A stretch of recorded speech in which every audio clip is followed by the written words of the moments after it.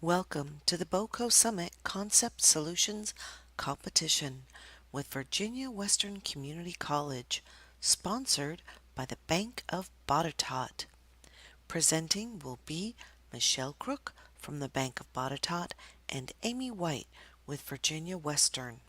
They will be presenting the winning team with their scholarship award, and we will hear their presentation that won the Rural Broadband Concept Solutions Poster Presentation Competition. VP and CFO of Bank of Botetourt, and Amy White, Dean of STEM with Virginia Western Community College for our Rural Broadband Concept Solutions student proposals. Here you go, Michelle. Thank you. I have absolutely no telecommunications background, but I complained one too many times on social media, and I've received a letter from Gary LaRue that I had been appointed to the commission. And I'm okay with that because I think when you complain and you present problems, you should be part of the solution. And on the commission, I don't have that expertise, but one way that I thought I could contribute, which ties nicely with my role on the school board, is when the commission wanted an educational component to the summit today.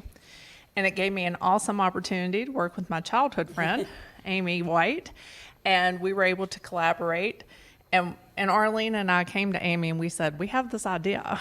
And we wanted to tap into the minds of college-age students that could potentially help us solve the problem here in Botetourt County. They wouldn't have the inhibitions of financial concerns or inhibitions of regulatory concerns. We just wanted to tap into their creativity and see what thoughts that they had, because who better to know technology than this age group? So we went to Amy and we said, can we do this? And I'll let you take over and then I'll tell about the project. And we came to her with this idea and then I'll let her explain, then I'll jump back in and explain the project. No is a word I haven't learned very well. So, of course, I said, yes, we can. And immediately went to my colleague, Jeff Scott, who is our information technology instructor, and said, we can do this, can't we? And I have to say that the students, all of them, raise your hand. Some of them are out there, our Virginia Western students. They really rose to this challenge. They had only approximately 3 weeks to work on this assignment that we're working on for years, and it was given to them on the very first day of class for one group of them. So it was really fast and furious. Hey, welcome to class, welcome to college. You have this project that Botetourt County has no broadband, and you need to solve it, and it's due in 3 weeks, and you'll be judged. So that's kind of how we went into it. We don't teach all our classes like that, so I don't want to scare anybody away from the college. But it has been wonderful. They so rose to the challenge. Jeff just did an amazing job coordinating everything, and I just want to say that we're really grateful for the opportunity. So thank you very much on behalf of the students, the instructors, and the entire college. So we divided the county into 10 blocks that were either not served or underserved, and we presented the 10 blocks in class that night, and each group was assigned a block, and they actually studied that section of Botetourt County. And this has been a great experiential learning opportunity because it's real. And I want to first thank Jeff Scott. Amy just recognized him, but on behalf of the commission, thank you for helping these students. And the students put together 10-minute presentations, and the presentations were judged. And I want to thank our judges, Frank Smith, President and CEO of the Roanoke Valley Broadband Authority, David Smith, Director of Engineering at Lumos, and Daryl Hicks with VMware. He is a federal technician advisor. And they judged all 10 blocks, and the winner was block 2. And with us today are Lauren Eastup and Chase Shapizi, and they are going to do their presentation for you. And I just want to point out, I did not judge at all, but I want you to know your block covers the road that Gary LaRue lives on, County Administrator, Michelle Crook, and Arlene Boyd that got 2 batches of flowers. So I just wanted to put a real perspective. People that you have heard speak today, it's on your map. And so we appreciate your help. And Bank of Botetourt, rose to the occasion as well. And we told these students we were going to incentivize them, and Bank of Botetourt offered a $500 scholarship to the winning team. So Lauren and Chase get $250 each to go towards their education, and I'm happy to present that to you today as you come forward to do your presentation. Thank you, everyone.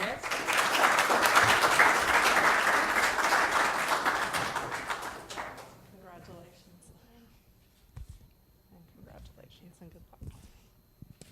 Oh, sorry.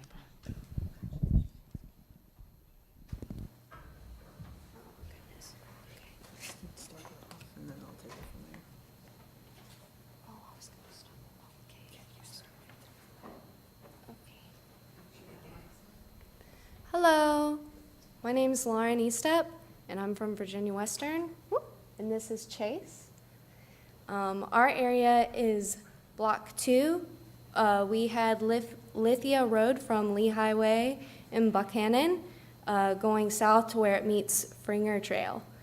We also had a couple of other little roads that we had, like Back Creek Lane, Hidden Hill Drive, Ellis Run Lane, DeLong Lane. This is also a satellite view of the roads that, excuse me, the roads that we had.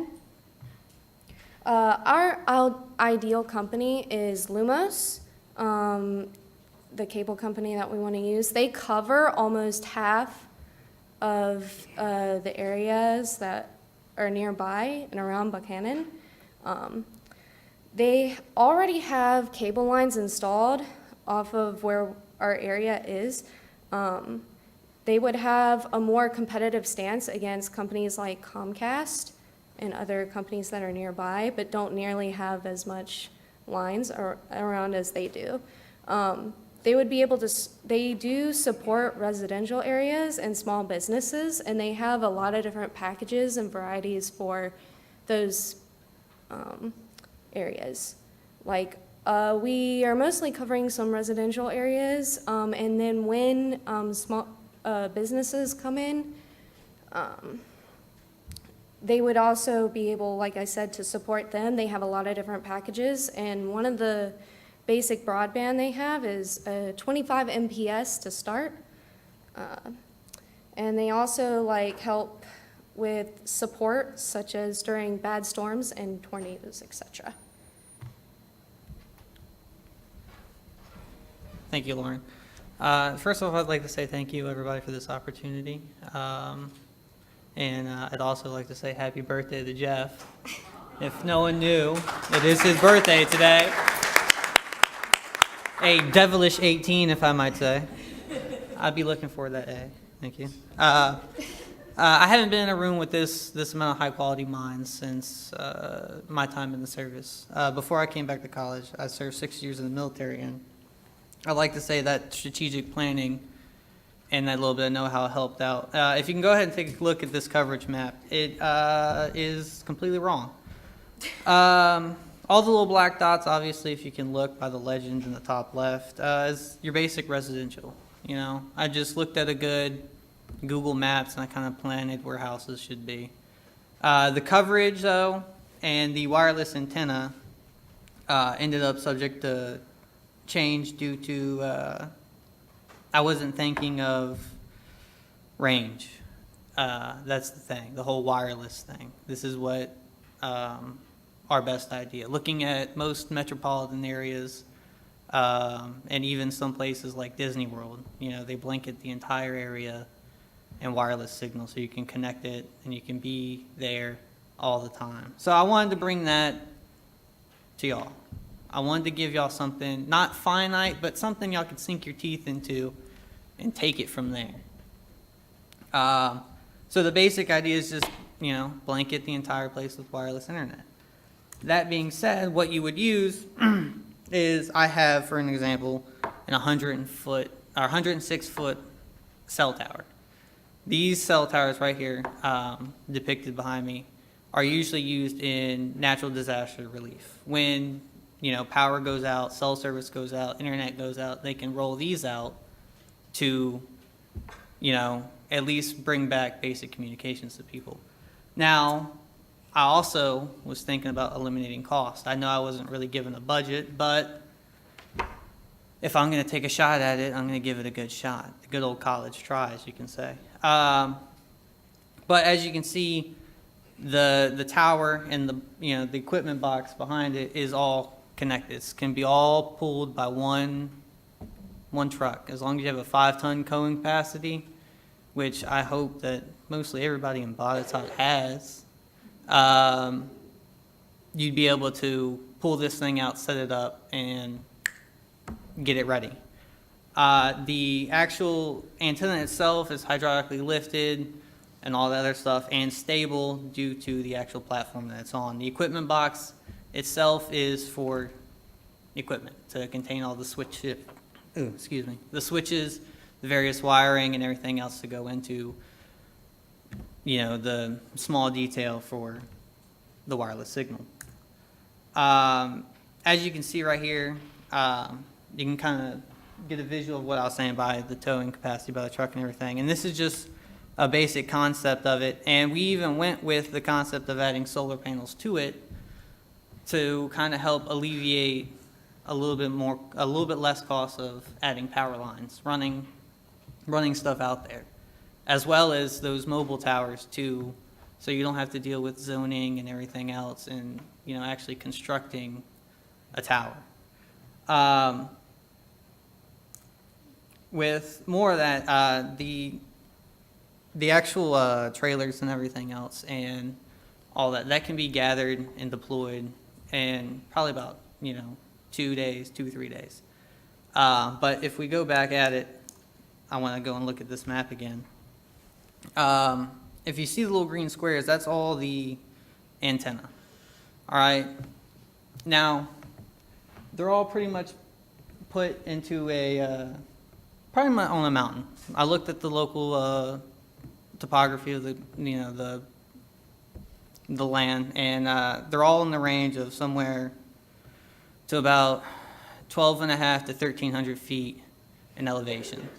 All right. So that being said, one of the big obstacles is coverage. So you got to have a viable line of sight to all the various antenna. But due to my bad math and sort of jumping the gun on making that coverage map and everything, I realized that the equipment I found best suited to use it would be a air fiber wireless connector.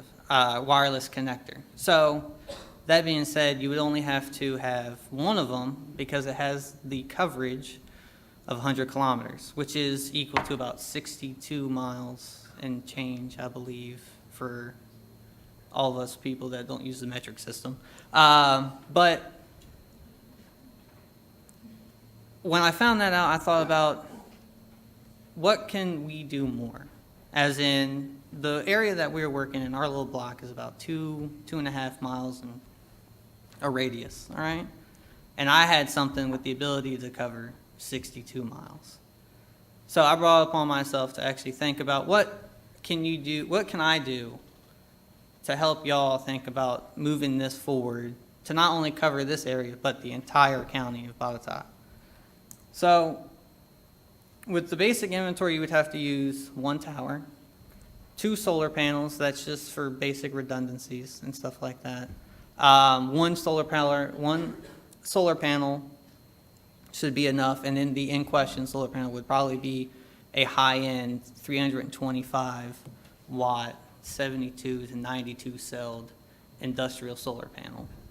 Okay, so with that and the capacitor and everything, it should make it. It should power up what you need it to do. Okay, the 10 air fiber 5Us, that can be taken down to however many you need to actually scale to blanket the county. So I put 10, again, just for redundancies, because I'm thinking about 2 per tower, just so they can all be in the line of sight of each other. Now, the best part is the cost. Okay, looking at them, these towers run about 60 to 70. You can get a little bit taller ones, a little bit more sturdier ones for a little bit more, closer up towards to $100,000. The solar panels are relatively cheap, not by, personal use. I'm not going to go out and spend, $500 on some solar panels, but for the technology used and to be used and what they're used for, I think they're relatively cheap. And then the actual fiber, the air fiber, I guess, giant wireless routers are about $1,000 a piece. So, doing some quick math, we can go ahead and blanket our block area for close to 80 grand, okay? Now, I'm no accountant and I'm not, in charge of the budget, but that seems like a reasonable price for the county. So, that being said, I said, what can we do to upscale it? Okay? So, in my coverage map that I drawn out, I had 5 towers in a 2-mile area. You don't need that much. You can space it out between the entire county. And with that, I got the total of somewhere of about, what was it, $707,000 for you to get all the proper equipment to start enacting, this idea. But then again, it's just a concept. But with overall time, and I think actual labor and the fine details that y'all will, figure this out, hash it out later on, I could feasibly say y'all could spend about $1 to $1.5 million on this project. All right, and that's me kind of lowballing it. Then again, I'm not an accountant, but I would also like to add something that I left out in my presentation for the judges, but a viable timeline. Okay, you get all this and you get everything worked out, 3 to 5 years. Okay, now I know what you're thinking, 3 to 5 years, that's kind of a lot. I mean, I don't think 5 years into the future for my life personally, but it's doable. And that's what I wanted to do. We wanted to bring something that y'all could actually sit down and have a good, solid stepping stone to. We would like to give a special thanks to these organizations. Engage with us on our journey at BoCo Summit at botetotvA.gov, and a special thanks goes to our community volunteers. We also would like to thank our sponsors. This has been presented by Botetourt County of Virginia. The BoCo Summit was produced at the direction of the Botetourt County Broadband Advisory Commission.